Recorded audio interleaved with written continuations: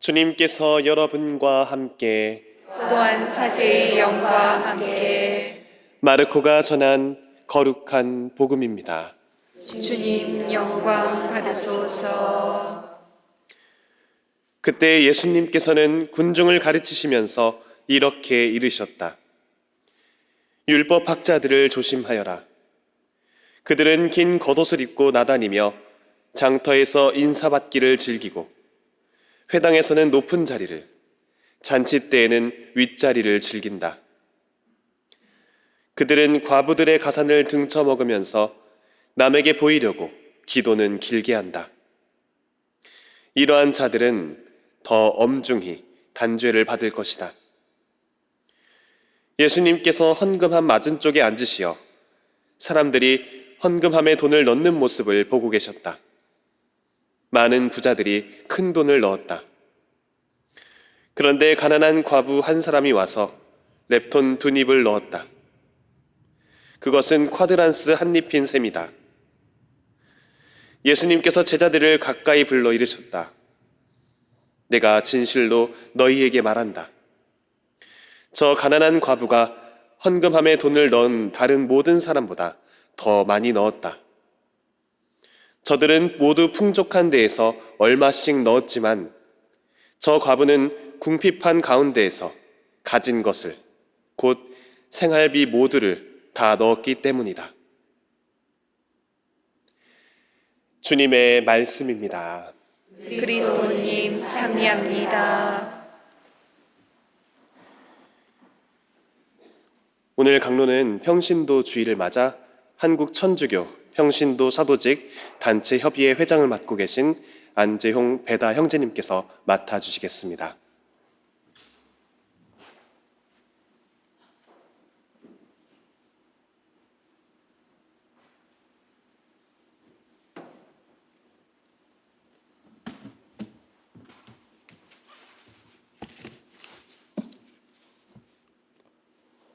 오늘은 쉬운 7번째 맞이하는 평신도 주일입니다. 평신도는 하나님의 구원 계획이 모든 시대의 모든 사람에게 멀리가 닿도록 노력해야 할 빛나는 짐을 지고 있습니다. 이에 따라 오늘 우리는 자신에게 주어진 교회의 사명을 수행하는, 특히 온 세상에 복음을 선포하는 살아있는 도구이며 증인이라는 사실을 되새겨야 하겠습니다. 평신도 주일을 맞아 2025년 우리가 생각하며 이행해야 할 3가지 사안에 대해 말씀드리고자 합니다. 첫째, 신호도 정신으로 사도직의 소임을 수행합시다. 2021년 10월 10일에 개막된 제16차 세계주교 대의원회의 시노드가 마무리되었습니다. 친교, 선교, 참여를 주제로 한 이번 시노드는 시노드 정신을 살아가는 선교하는 교회를 교환하기 위해 성직자, 수도자, 평신도가 모두 초대되었습니다. 프란치스코 교황님께서는 시노드 정기총회 2회기 개막 미사에서 개인적인 편견에서 벗어나 하느님 시선에서 시노드에 참여하도록 요청하시며 교회와 세상을 향한 성령의 음성을 식별하기 위해서는 다양성 속에서 조화를 이루는 데 방해되는 모든 것에서 벗어나야 한다고 말씀하셨습니다. 또한 지난 3년간 시노드 과정을 통해 모인 하느님 백성의 목소리를 존중하면서 기도와 복음을 바탕으로 식별해 나가야 한다고도 하셨습니다. 우리는 지난 3년간 본당과 교구와 보편교회 차원에서 이루어진 시노드에 참여하면서 하느님 백성으로서 구원을 향해 함께 걸어가는 여정을 실감하였습니다. 그러나 교회 안팎에서 만나는 이들의 목소리에 진심으로 귀 기울이며 경청하였는지, 나아가 그들의 의견을 진정으로 공경하며 경청하였는지 뒤돌아보게 됩니다. 특히 줄이고 목마르고 헐벗고 매받고 집 없이 떠드는 이들, 가난과 소외와 억눌림 속에서 고통받는 이들의 울부짖음과 하소연에 귀를 막지는 않았는지 자문하게 됩니다. 또한 그들 안에서 말씀하시는 성령의 목소리에 얼마나 귀 기울이려 했는지 뒤돌아보게 됩니다. 이러한 무관심과 외면은 오늘 제2 독서에서 인류 구원을 위해 자신을 십자가상 제물로 바치신 예수님의 시련과 고통을 도외시하는 일과 다르지 않습니다.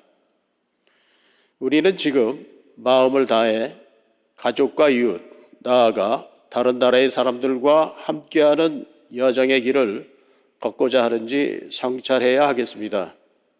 그리고 이러한 성찰을 통해 복음 주제의 주체로서 사도직의 소임을 온전히 수행하겠다는 다짐을 새롭게 해야 하겠습니다. 둘째, 희년을 맞아 그리스도인의 삶을 봉헌합시다. 우리는 곧 희년을 맞이하게 됩니다. 올 12월 24일에 바티칸 성 베드로 대성전의 성문이 열리며 장엄하게 희년이 선포되고 내년 12월 폐막 미사 때까지 지내게 됩니다. 교회의 대축제인 희년은 모든 이들의 빚을 탕감해주고 노예를 해방시켜주는 전통 관습에 따라 해방의 해를 의미하기도 합니다. 교황님께서는 지난 5월 2025년 희년을 공식 선포하시고 희년 선포의 의미와 살아가는 구체적인 지침을 담은 직서 희망은 우리를 부끄럽게 하지 않습니다를 발표하셨습니다. 이 직서에서 희망은 단순한 세속적 바람이나 미래에 대한 낙관적인 기대를 의미하지는 않습니다. 다가오는 희년을 우리 구원의 문이신 주 예수님과 참되고 인격적인 만남을 갖는 시간으로 만들어가기를 바랍니다고 하셨습니다. 또한 희년을 지내는 우리는 전쟁으로 고통받는 이들, 감옥에 갇힌 이들, 병마와 싸우는 이들, 버림받은 노인과 아이들, 자포자기하는 젊은이들, 그리고 가난한 이들이 시련과 아픔에서 벗어날 수 있도록 도와야 합니다. 이를 위해서는 단지의 밀가루 한 줌과 병에 조금밖에 남아있지 않은 기름을 다 사용하여 하느님의 사람 엘리야에게 빵을 만들어 대접한 제1독서의 과부와 같은 마음과 자신이 갖고 있던 모든 돈인 넵톤 2립을 하느님께 봉헌한 오늘 복음에 가난한 과부의 마음을 지녀야 합니다. 이러한 온전한 봉헌과 자선이야말로 우리의 희망이신 예수님을 언제 어디서나 모든 이에게 선포하는 일입니다. 우리가 희년에 이러한 마음으로 희망의 순례길에 동참한다면 각자 자신의 자리에서 평신도 사도이자 선교사로서의 역할을 충실히 수행하였다고 자부할 수 있으며 혼란스럽고 어두운 세상에 그리스도인의 삶으로서 희망을 전하는 징표가 되어 다른 이들에게 기쁨의 삶을 전하며 세상의 빛과 소금이 될 수 있을 것입니다.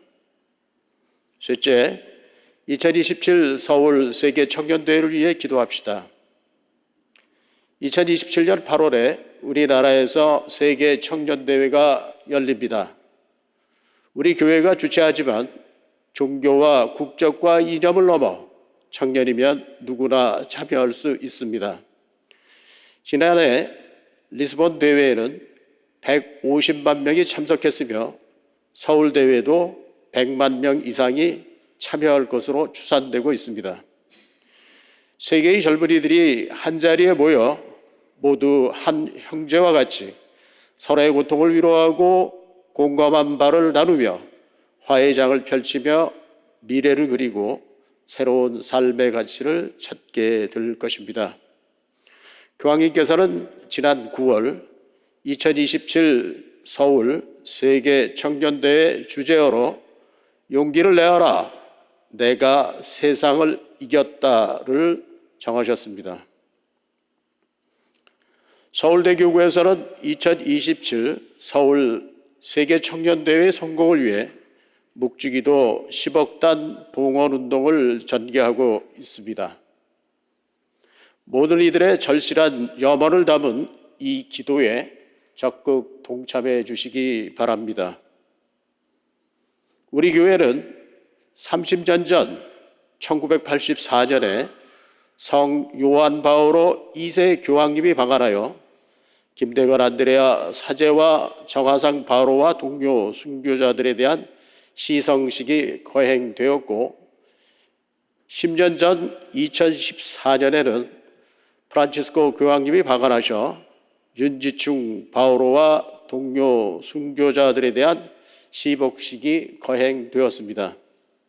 바라건대 2027 서울 세계 청년대회 때 교황님께서 방한하시어 복자 124위에 대한 시성식이 거행되길 간절히 희망합니다.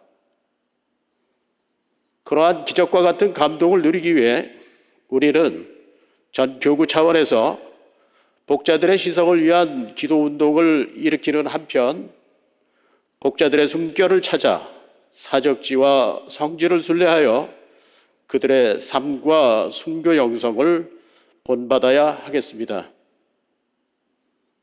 2027 서울 세계 청년대회와 시성식을 통하여 K-팝이나 K-푸드 등과 같은 한국의 문화가 전 세계에 퍼지고 있는 것처럼 특별한 설립과 성장의 역사를 지니고 있는 K-가톨릭이 순교자 후손들의 타오르는 심신과 더불어 온 세상에 널리 알려지기를 소망합니다.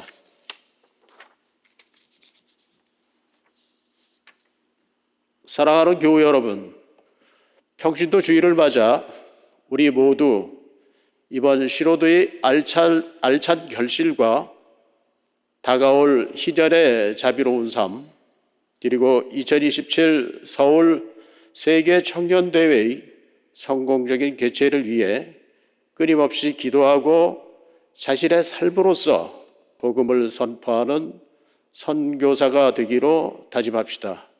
그리고 주님의 빛 속에서 함께 손잡고 걸어갑시다.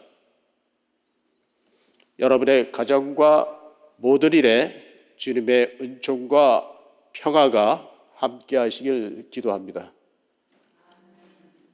아멘.